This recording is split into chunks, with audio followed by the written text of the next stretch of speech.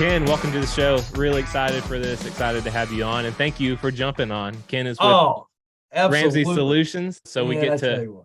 pick your brain a little bit, get to learn more about you. But just to begin with, who are you? What do you do? And where are you from? Yeah, well, my name is Ken, and I coach men and women to discover their uniqueness and then turn that uniqueness into meaningful work and the impact that they desire.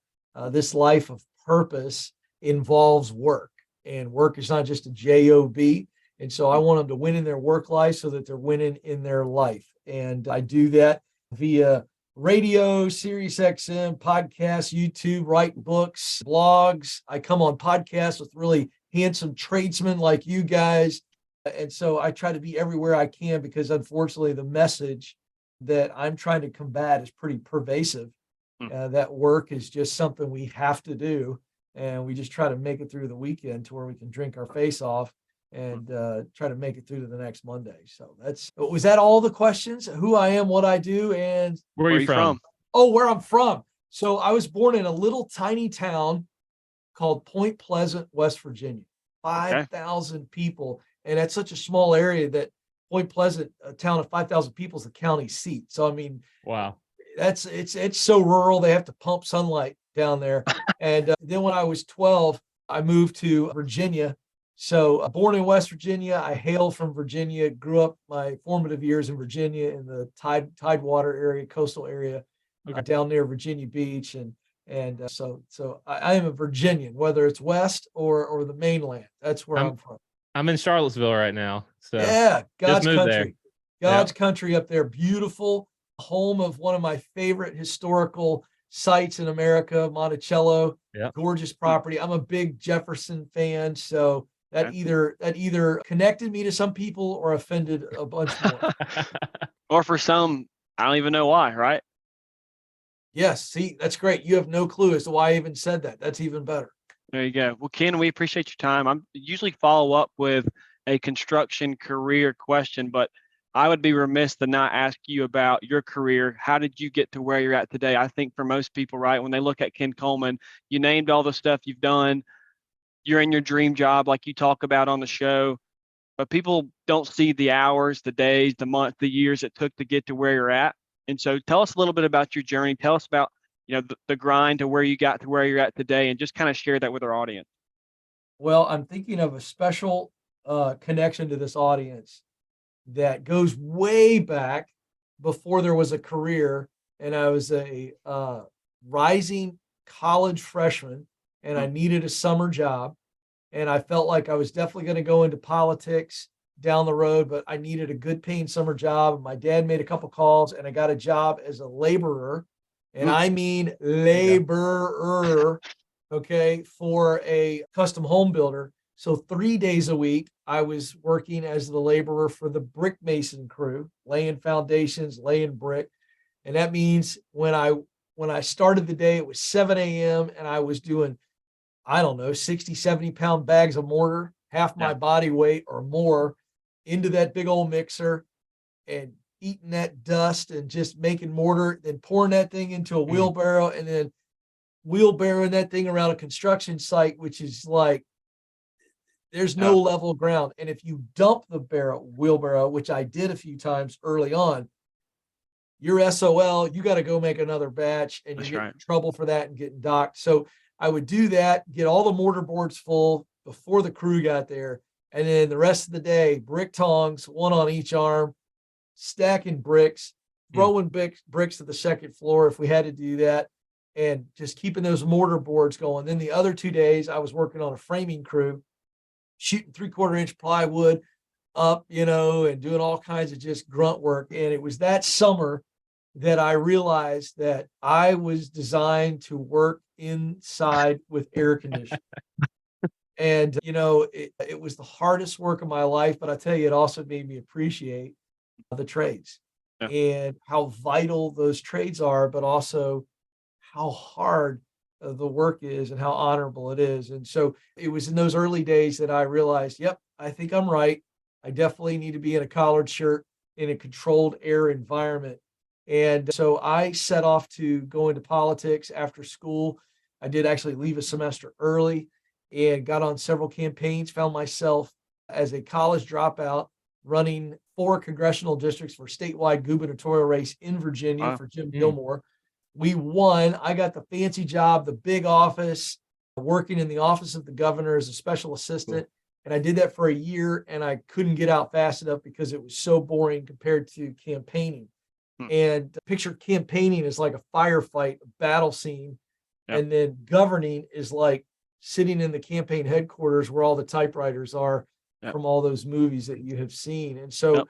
I got to fast forward the story, but I got into the business world because I wanted to create a business leadership resume so that when I did run, I could say, I've been leading in business, not a political insider. So that was the path. Well, God takes me to Atlanta. I'm working for John Maxwell, a legendary Sweet. leadership guru. And about that time, I realized I'm supposedly laying down the groundwork to eventually run. And I had become disillusioned, disenfranchised, discouraged by the political process. And what I saw was really a lack of effectiveness. And I thought, I'm not sure this is the place I want to be. And so that put me into a tailspin of confusion because I had been aiming towards one spot since I was 16. And now here I am, 30, and not sure which direction I'm supposed to go. I just know I'm not supposed to go that direction, at least at that time. So went through a season of just sitting and kind of doing life with little kids, and kept coming up with excuses as to why I didn't need to figure out the next thing. Ran my own business for 3 or 4 years, and then got to a point where my soul just started shouting at me at night, we're not doing what we were created to do. And a lot of sleepless nights led to some soul searching, and just really rediscovered myself and who I was, and found the ties from why I was drawn into public service to where I'm now at in a public service role, but just a broadcaster and a communicator. So through that process, as I began to move into broadcasting, I thought it was going to be sports because I love talking sports. But I realized I was missing one thing, and that was the results of the work. I was good at broadcasting. I enjoyed broadcasting, but the results of sports broadcasting was entertainment, and something was missing. And so what I do today is I love to speak and write and communicate, to equip, to encourage. And that's what was missing. And so as I began to realize, wait, I've kind of figured this out for myself. I was in a period of, uncertainty and felt lost and confused.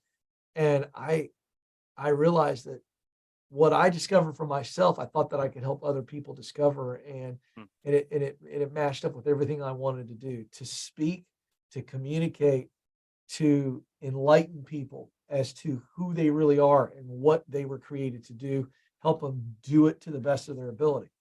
And so here we are all these years later. Wow.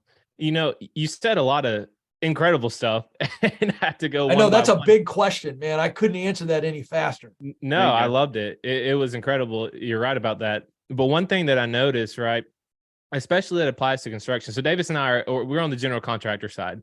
So we're actually not on the trade side, but we have an incredible amount of respect for the trades. But what we found a lot, right, or at least what I've experienced and kind of what you've experienced, that a lot of people, especially in newer to any industry, but especially the construction industry, there is a lot of, I don't really know what I'm going to do. I might as well just go in and do this. I might as well just be a laborer, or I might as well and just go and work for this company because I don't have a vision, or I don't know where else to go. So for you, it seems like it kind of took you a couple of years to really figure out the directions that you wanted your life to go in through just a lot of trial and error over time. Well, So there's no question. What'd you say? I said, no question about it. It's trial and error, because I had a sense that I wanted to speak, and there was something calling me to be a communicator, some level of performance.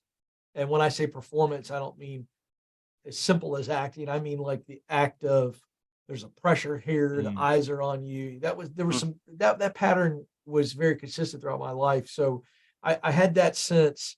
But again, this idea of being a broadcaster in the personal growth space, keep in mind, this is before podcasts were a thing. Yeah. Like, it didn't even exist. So it was pretty much, if you were going to go into broadcasting, it was going to be news your hard news, your political news, or sports news, or Mhm. entertainment news. I mean, that was pretty much it. And so that's what made it really kind of freaky scary is that I, I had to do exactly the way you asked that. I tried sports broadcasting. I actually got on television and I got on the radio That's and cool. in a large market. Yeah. And but it was enough for me to go, Not for me. That's not it. Mhm. And I feel like there's a lot of people out there who had that same sort of inclination, same sort of feeling that you had. It's like, I like this. It's cool. It's okay, but it's not what I'm passionate about. It's not what the Lord's calling me to. It's not what I want to do. For those out there who might be afraid to take the next step or who just don't know what step to take, but they're stuck in this continuous cycle of I don't really know, but I'm just going to go and keep doing what I don't want to do sort of thing. What would you tell them? What advice would you give to them? I would switch that phrase. And by the way, you're right. Our default phrase is, I don't know. I don't know. Mm, And I think that's actually not completely true. Hmm. If we say it this way, I don't know beyond a shadow of a doubt, or I don't know 100%, then we could go, okay, that's correct. But, I get a lot of people that call the show that present as though they don't know what they want to do. And as I dig on them for 2 or 3, 4, 5 minutes, they know. Yeah. it feels like you've heard these calls before, and they end up always saying exactly what they want want to to do. do. Yeah. Yep. And what we're saying is that I don't know for sure. And so I think what we need to do is when we get in that spot, instead of saying I don't know, I think we ought to flip it mentally. And this is a cognitive exercise that will absolutely work. But you just need to go, I wonder if, and instead of saying I don't know when we look at a potential path or a mountaintop, if we go, I wonder if it's sports broadcasting. I wonder if it's being a preacher. I wonder if it's being a business motivational speaker. Now that's what I did. Right. And so I had all these scenarios because here's what I did know. I did know that I wanted to communicate publicly. Yeah. All right. So back to your question. All right. They may not have picked or may not be super certain, but they might go, I know this. I want to work with my hands. I want to work with people. I want to work outdoors. I want to work with machines. I want to fix stuff. Yeah. I want to build stuff. And if we can just narrow that down, then we go, all right, I wonder if I want to be a carpenter. I wonder if I want to be an electrician. I wonder if I want to be a plumber. I wonder if I want to be an HVAC, repair guy or install. So when we switch it from I don't know to I wonder, then it takes the pressure off the brain. That's right. And we just go, all right, it gives me permission to sample.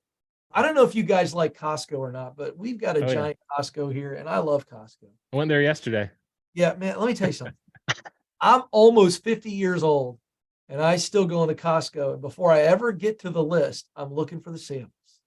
That's right. I love samples. Well, why is it that we love samples as humans? I think it's pretty simple. Number one, it's free.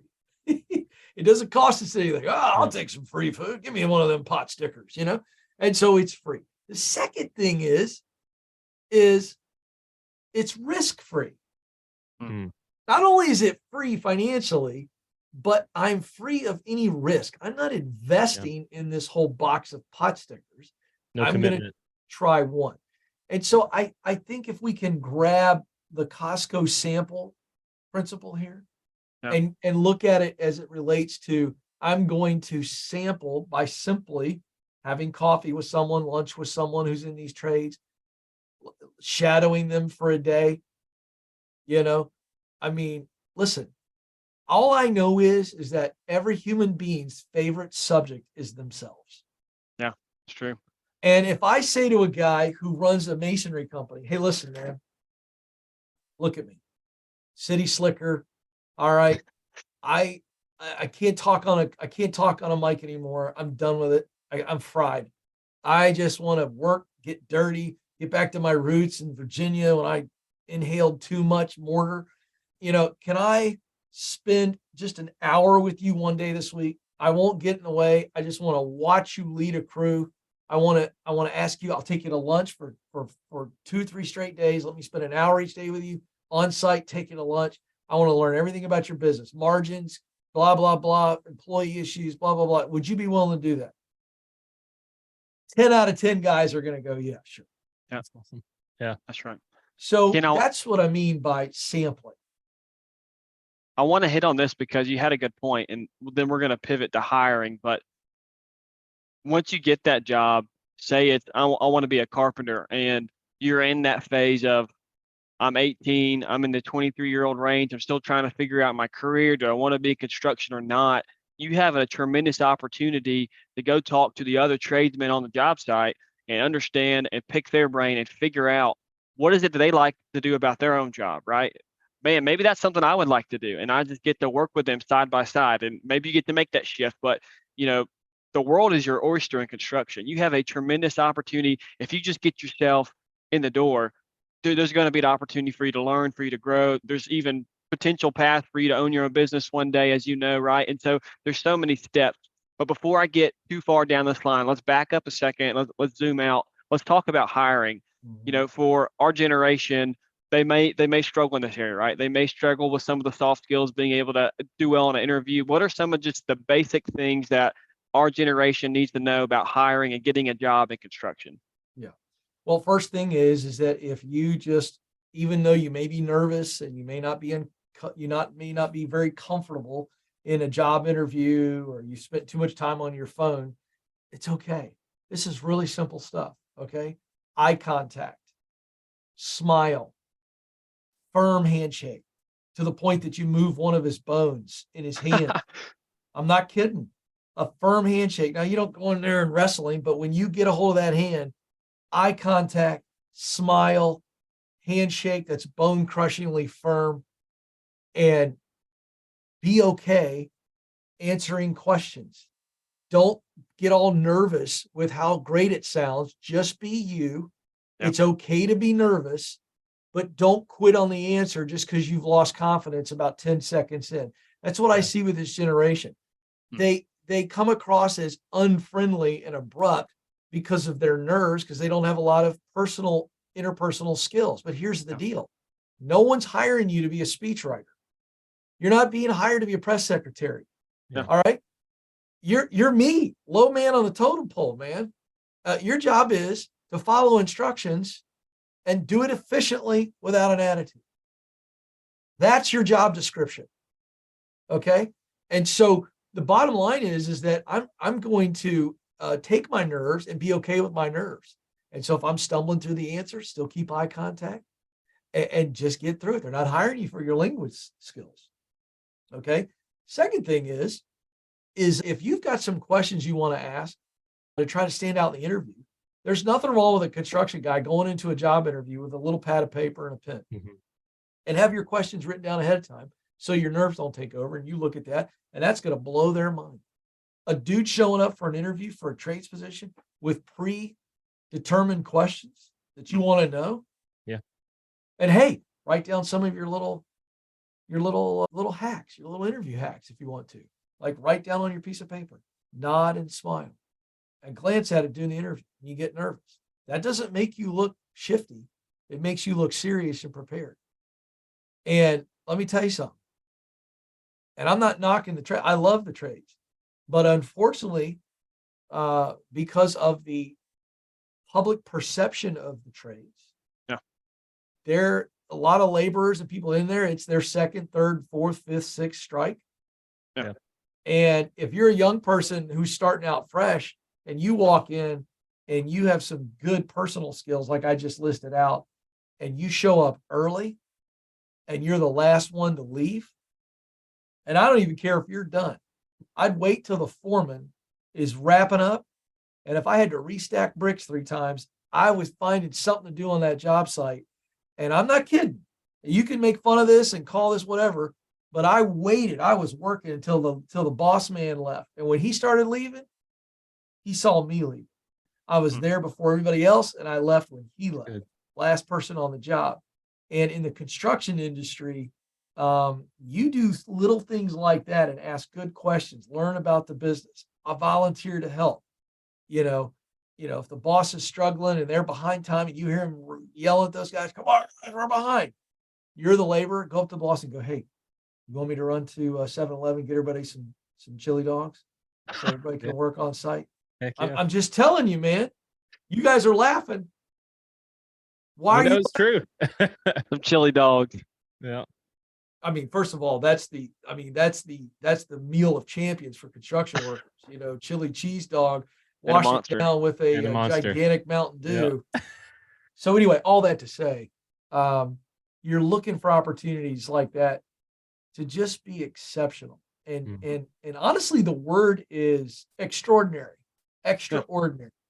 Right. I think extraordinary in the trades right now is probably an elevator to the top. Yeah. Assuming you do good work, right? Right. So- That's fair. Yeah. Key caveat.